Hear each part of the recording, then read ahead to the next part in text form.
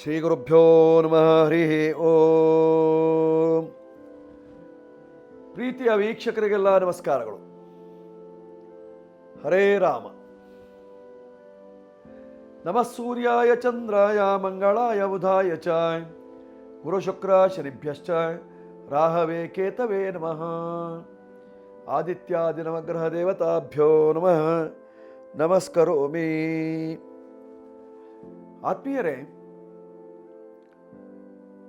ನಾವು ನವರತ್ನಗಳನ್ನು ಆತ್ಮೀಯರೇ, doctor Guruji YouTube ಚಾನಲ್ಗೆ ತಮಗೆಲ್ಲ ಸ್ವಾಗತ.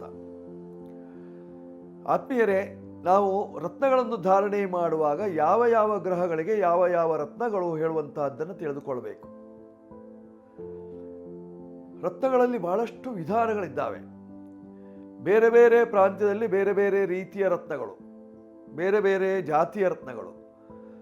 ಹೀಗಿರುವಾಗ ರತ್ನಗಳಲ್ಲಿ ನಮಗೆ ಮುಖ್ಯವಾಗಿ ನೋಡಬೇಕಾಗಿರ್ತಕ್ಕಂಥದ್ದು 9 ಗ್ರಹಗಳಿಗೆ 9 ರತ್ನಗಳು ಯಾವುದು. ಮಾಣಿಕ್ಯಂ ದಿನನಾಯಕಸ್ಯ. ನೋಡಿ, ಮಾಣಿಕ್ಯಂ ದಿನನಾಯಕಸ್ಯ. ದಿನನಾಯಕ ಎಂದರೆ ಸೂರ್ಯ.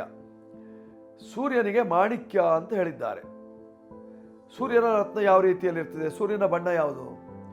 ಸೂರ್ಯನ ಬಣ್ಣ ಕೆಂಪು ಬಣ್ಣವಾಗಿರ್ತಕ್ಕಂಥದ್ದು. ಆದ್ದರಿಂದ ಕೆಂಪಾದ ರತ್ನವನ್ನು ಹಾಕಬೇಕಾಗಿರ್ತಕ್ಕಂತಹದ್ದು ಮಾಣಿಕ್ಯ, ಕೆಂಪಾಗಿರತಕ್ಕಂತಹ ಮಾಣಿಕ್ಯವನ್ನ, ಅದಕ್ಕೆ ರೂಬಿ ಅಂತ ಹೇಳ್ತಾರೆ.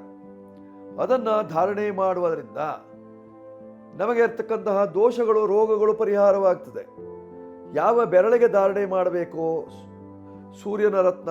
ನೋಡಿ, ಇದಕ್ಕೆ ಸೂರ್ಯನ ಬೆರಳು ಅಂತ ಹೇಳ್ತೇವೆ. ಈ ಬೆರಳಿಗೆ ನಾವು ರತ್ನವನ್ನ, ಮಾಣಿಕ್ಯವನ್ನ ಧಾರಣೆ ಮಾಡಿದರೆ ನಮಗೆ ಆರೋಗ್ಯ ಪ್ರಾಪ್ತಿ, ನೆಮ್ಮದಿ. ಹೀಗಿರುವಾಗ ಚಂದ್ರನು ಮನೋಕಾರಕನಾಗಿದ್ದಾನೆ, ಮನಸ್ಸಿಗೆ ಅಧಿಪತಿಯಾಗಿದ್ದಾನೆ, ನಮ್ಮ ಹಿತವನ್ನು ಬಯಸ್ತಾನೆ. ಅವನಿಂದ ನಾವು ಸಾಕಷ್ಟು ಆಹ್ಲಾದತೆಯನ್ನು ಹೊಂದುತ್ತೇವೆ. ಹಾಗಿರುವಾಗ ಚಂದ್ರನ ರತ್ನ ಯಾವುದು? ಮುಕ್ತಾಫಲಂ ಚಂದ್ರಮಾಹ. ಮುಕ್ತಾಫಲ. ಮುಕ್ತಾಫಲ ಅಂದರೆ ಮುತ್ತು. ಕಪ್ಪೆ ಚಿಪ್ಪಿನ ಒಳಭಾಗದಲ್ಲಿ ಹುಟ್ಟಿ ಬರುವಂತಹ ಮುತ್ತು ಏನಿದೆಯೋ ಅದು ಅತ್ಯಂತ ವಿಶೇಷವಾಗಿರತಕ್ಕಂತಹದ್ದು. ಮನಸ್ಸಿಗೆ ಒಂದು ಆಹ್ಲಾದತೆಯನ್ನು ಕೊಡ್ತದೆಯಂತೆ. ಜೊತೆಯಲ್ಲಿ ಮನಸ್ಸನ್ನು ನಿಯಂತ್ರಣದಲ್ಲಿಡ್ತದೆ. ಮನಸ್ಸಿಗೆ ಯಾವುದೇ ರೀತಿಯಂತಹ ಘಾಸಿಯಾಗದ ಹಾಗೆ ನೋಡಿಕೊಳ್ತದೆ. ಹಾಗಿರುವಾಗ ನಾವು ಯಾವ ಬೆರಳಿಗೆ ಮುತ್ತನ್ನು ಧಾರಣೆ ಮಾಡಬೇಕು? ಚಂದ್ರನ ಸ್ಥಾನ ಕೈಯಲ್ಲಿ ಇರ್ತಕ್ಕಂಥದ್ದು ಈ ಭಾಗದಲ್ಲಿ ಅಂದಾಗ ಅವನಿಗೆ ಬೆರಳುಗಳಿಲ್ಲ. ಹೀಗಿರುವಾಗ ಯಾವ ಬೆರಳಿಗೆ ಮುತ್ತನ್ನು ಧಾರಣೆ ಮಾಡುವುದರಿಂದ ಅನುಕೂಲವಾಗ್ತದೆ? ಸೂರ್ಯನ ಬೆರಳಿಗೆ ನಾವು ಧಾರಣೆ ಮಾಡಬಹುದು ಮುತ್ತನ್ನು ಧಾರಣೆ ಮಾಡುವಾಗ, ಅಥವಾ ಗುರುವಿನ ಬೆರಳಿಗೆ ನಾವು ಮುತ್ತನ್ನು ಧಾರಣೆ ಮಾಡಬಹುದು. ಈ 2 ಬೆರಳುಗಳನ್ನು ಬಿಟ್ಟರೆ ಮತ್ತೆ ಬೇರೆ ಬೆರಳುಗಳಿಗೆ ಧಾರಣೆ ಮಾಡಿದರೆ ಪ್ರಯೋಜನ ಇಲ್ಲ. ಆದ್ದರಿಂದ ಮುತ್ತನ್ನು ಧಾರಣೆ ಮಾಡುವಾಗ ಪೆಂಡೆಂಟ್ ಆಗಿ ಮಾಡಿ ಹಾಕಿಕೊಳ್ಳುವುದು ಅತ್ಯುತ್ತಮವಾಗಿರ್ತಕ್ಕಂಥದ್ದು. ಅಥವಾ ನಮ್ಮ ನಾಡಿಯ ಭಾಗದಲ್ಲಿ, ಕೈಯ ನಾಡಿಯ ಭಾಗದಲ್ಲಿ ಧಾರಣೆ ಮಾಡಿದರೂ ಅತ್ಯುಪಯುಕ್ತವಾದಂತಹ ಫಲವನ್ನು ಪಡೆಯಲಿಕ್ಕೆ ಸಾಧ್ಯತೆ ಇದೆ. ಹೆಣ್ಣು ಮಕ್ಕಳು ಸಾಧಾರಣವಾಗಿ ಪೆಂಡೆಂಟ್ ಮಾಡಿ ಹಾಕ್ಕೊಳ್ಳೋದು ಉತ್ತಮ ಮುತ್ತನ್ನು. ಅಥವಾ ನೀವು ಕಿವಿಗೆ ಓಲೆಗಳಿಗೆ ಮುತ್ತನ್ನು ಹಾಕ್ಕೊಳ್ಳಿಕ್ಕೆ ಅವಕಾಶ ಇದೆ.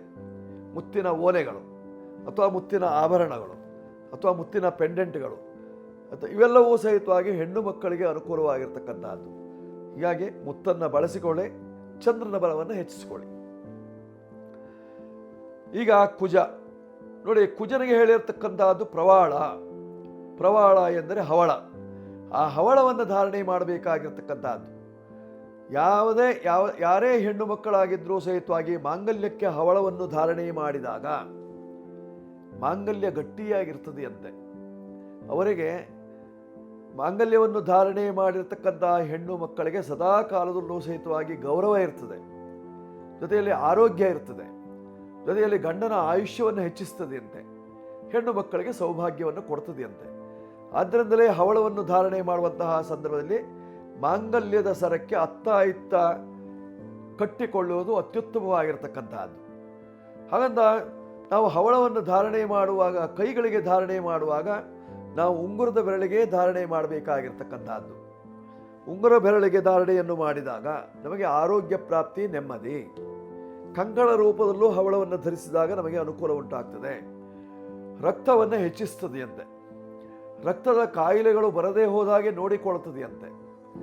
ಜೊತೆಯಲ್ಲಿ ಕುಜ ತಲೆಗೆ ಅಧಿಪತಿಯಾಗಿದ್ದಾರೆ. ತಲೆಯಲ್ಲಿ ರೋಗಗಳಿರೋದಿಲ್ಲ, ಗುಪ್ತಾಂಗಗಳಲ್ಲೂ ಸಹಿತವಾಗಿ ರೋಗಗಳಿರೋದಿಲ್ಲ. ಆ ರೋಗಗಳನ್ನೆಲ್ಲ ಪರಿಹಾರ ಮಾಡುವಂತಹ ಶಕ್ತಿ ಮೂತ್ರಕೋಶದ ರೋಗಗಳಾಗಿರಲಿ, ಗುದದ್ವಾರದ ರೋಗಗಳಾಗಿರಲಿ, ಅಥವಾ ನಿಮಗೆ ಕಿಡ್ನಿಯ ಸಂಬಂಧಪಟ್ಟಂತಹ ರೋಗಗಳಾಗಿರಲಿ, ಯಾವುದನ್ನು ಬರದ ಹಾಗೆ ನೋಡಿಕೊಳ್ಳುವಂತಹದ್ದು ಹವಳ. ಆದ್ದರಿಂದ ಹವಳವನ್ನು ನಾವು ಧಾರಣೆ ಮಾಡುವುದರಿಂದ, ಹವಳವನ್ನು ಧರಿಸುವುದರಿಂದ ನಮಗೆ ಆರೋಗ್ಯ ಪ್ರಾಪ್ತಿ, ನೆಮ್ಮದಿಯನ್ನು ಕಾಣುವಂತಹ ಒಂದು ಸುಯೋಗ. ಹವಳವನ್ನು ಧಾರಣೆ ಮಾಡಿಕೊಳ್ಳಿ, ಶುಭವಾಗುತ್ತೆ. ಗಂಡು ಮಕ್ಕಳು ಹಾಗೂ ಹೆಣ್ಣು ಮಕ್ಕಳು ಎಡಗೈಗೂ, ಗಂಡು ಮಕ್ಕಳು ಬಲಗೈಗೂ ಧಾರಣೆ ಮಾಡಲಿ. ಈ ಸಂಚಿಕೆ ನಿಮಗೆ ಇಷ್ಟವಾಗಿದ್ದಲ್ಲಿ ಸಬ್ಸ್ಕ್ರೈಬ್ ಮಾಡ್ಕೊಳ್ಳಿ, ಬೆಲ್ ಬಟನ್ ಒತ್ತಿ. ಜೊತೆಯಲ್ಲಿ ಕೆಳಭಾಗದಲ್ಲಿ ನನ್ನ ನಂಬರ್ಗಳು ಬರ್ತಾ ಇದೆ, ಬೇಕಾದರೂ ಉಪಯೋಗಿಸ್ಕೊಳ್ಳಿ. ಶುಭವಾಗುತ್ತೆ, ಮಂಗಳವಾಗಲಿ, ಶುಭಮಸ್ತು.